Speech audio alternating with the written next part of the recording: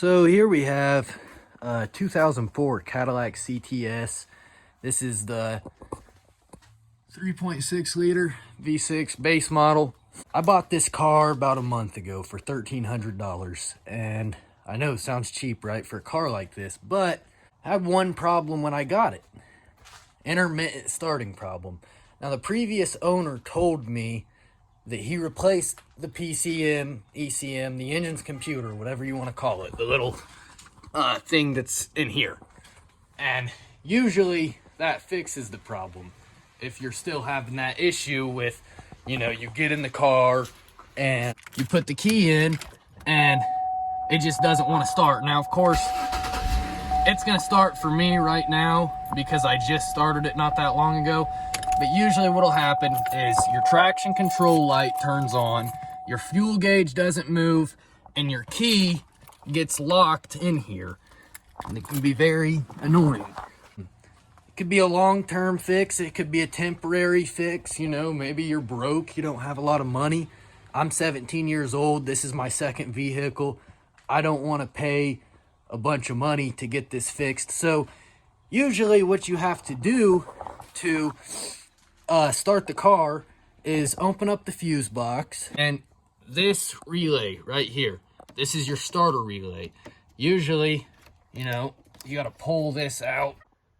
All right, once you get the relay pulled out, usually what you have to do is, I've seen some people take like a wire or a hairpin and they connect one end of the wire to this pin right here and the other end to this pin, and once you do that, the engine will crank and turn over and the car will start up and run.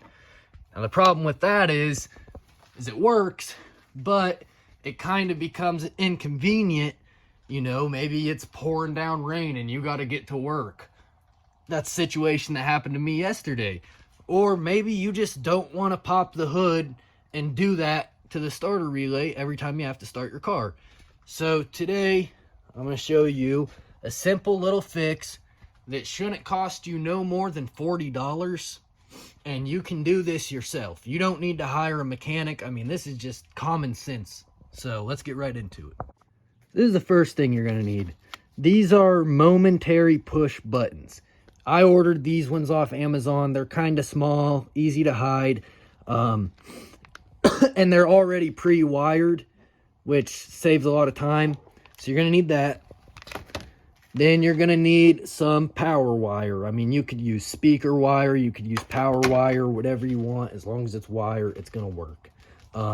I recommend 14 gauge. Do not go any thinner than 14 gauge. 10 gauge would probably be best. I'm just using 14 gauge because it's easy and it's not going to take up a lot of room. So let's start on connection. All right. In the connection, you got your wires, you got your button.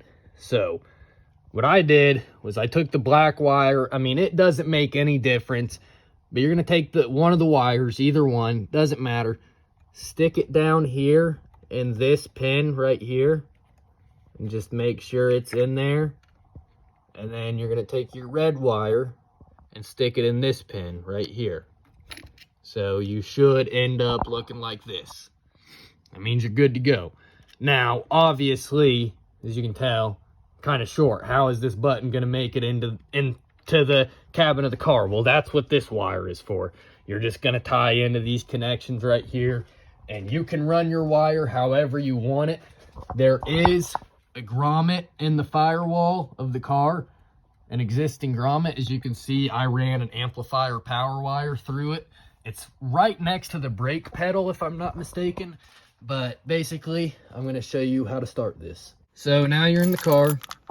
Take your key, put it in the ignition, turn it to the on position where you would usually have it. Now, my car is going to start without this, but this is simply for demonstration.